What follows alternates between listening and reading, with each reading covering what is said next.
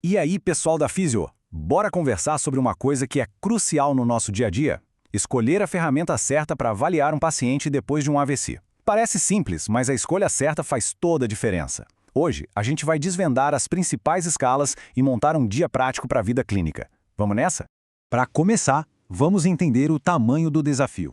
A recuperação do braço e da mão é uma das coisas mais difíceis. Os estudos mostram que um número bem alto, entre 45% e 75% dos pacientes que tiveram AVC, continuam com alguma dificuldade crônica no membro superior. E isso, claro, afeta demais a independência deles no dia a dia. Então, a grande pergunta para nós, fisioterapeutas, é essa aqui.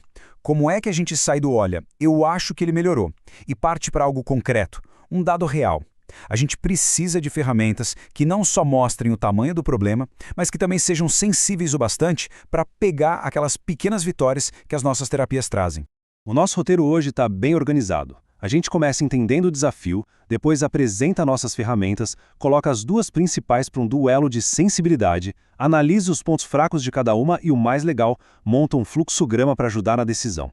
No final, um resumo prático para levar para a vida. Pensa só, a dificuldade de usar o braço não é só fraqueza. Significa não conseguir se vestir sem ajuda, não conseguir comer sozinho, sabe? Coisas básicas. Nossa meta é devolver essa função, essa autonomia.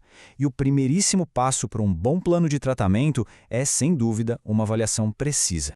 Agora, vamos abrir a nossa caixa de ferramentas. Existem muitas escalas por aí, mas hoje a gente vai focar em 3 que são super importantes e muito usadas. A medida de independência funcional, a famosa MIF, a Fugmeyer Assessment, ou FMA, e o Wolf Motor Function Test, o WFMT. Primeiro, a MIF. Pensa nela como um grande mapa da independência do paciente. Ela olha o todo, sabe? Não só a parte motora, tipo andar ou se vestir, mas também a parte cognitiva, como a comunicação e a memória. O foco dela é medir o quanto de ajuda, de carga de cuidados aquela pessoa está precisando.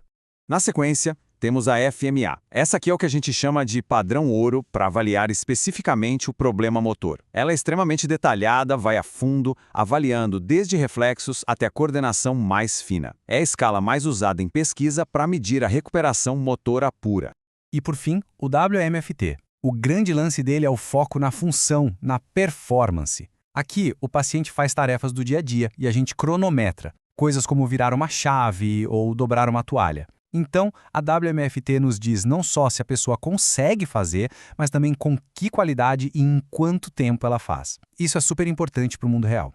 Certo. Agora a gente chega na parte mais interessante. Se a FMA e o WMFT avaliam a função motora, quando que a gente escolhe uma ou outra? A resposta para isso, pessoal, está na palavra sensibilidade. A sensibilidade de cada uma para diferentes tipos de terapia. É aqui que o nosso raciocínio clínico brilha. Para entender essa diferença na prática, vamos usar um exemplo perfeito. A terapia de contenção induzida, a TCI. É aquela terapia bem intensiva, que a gente restringe o braço bom para forçar o uso do braço mais afetado. Ela costuma gerar ganhos funcionais bem rápidos, e a gente precisa de uma escala que consiga capturar essa melhora com precisão. Agora, olha só que dado curioso. A FMA é a queridinha dos estudos, aparece em 80% deles. Mas quando a gente olha só para os estudos sobre TCI, o WMFT, que por acaso foi criado justamente para avaliar essa terapia, aparece em 35% deles. Isso já acende um alerta, né? Mostra que ele tem uma especialidade aí. E essa citação da literatura científica resume tudo de forma brilhante. Em terapias de alta intensidade mais modernas como a TCI, terapia bilateral ou com realidade virtual, o WMFT consegue pescar melhorias na velocidade e na qualidade do movimento. Melhorias que a FMA, por ser mais focada no déficit em si, às vezes pode deixar passar. Bom, mas como bons profissionais, a gente tem que ter um olhar crítico para as nossas ferramentas, certo?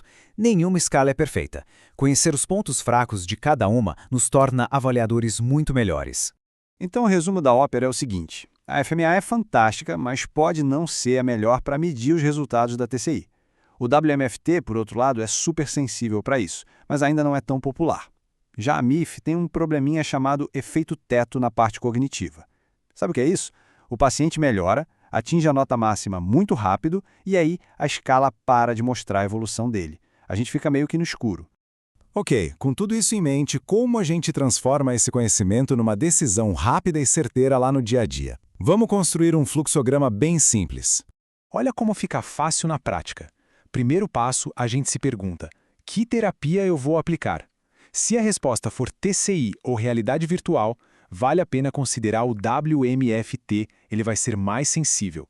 Agora, se o foco é terapia robótica ou só o acompanhamento geral do déficit motor, a FMA é a escolha mais segura. E se a gente precisa daquela visão global do paciente, incluindo a parte cognitiva e a carga de cuidados, aí não tem erro. Vamos de MIF. Para fechar com chave de ouro, vamos consolidar tudo que a gente conversou nesse quadro resumo. É para ser um guia de consulta rápida mesmo, para ter sempre à mão. Então, para não esquecer nunca mais, MIF é para ter a visão do todo, da independência geral, mas sempre de olho no efeito teto da parte cognitiva. FMA é o nosso padrão ouro para medir o déficit motor, especialmente com robótica. Só lembrando da menor sensibilidade para TCI. E a WMFT é especialista em qualidade e velocidade, a escolha ideal para TCI e realidade virtual. Fechou?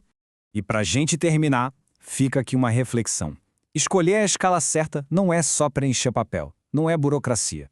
É uma decisão estratégica. Uma avaliação bem feita, com a ferramenta certa, nos dá o mapa exato para guiar a terapia e, mais importante, para mostrar ao paciente de forma concreta cada passinho da sua jornada de recuperação. A forma como a gente avalia define a forma como a gente trata.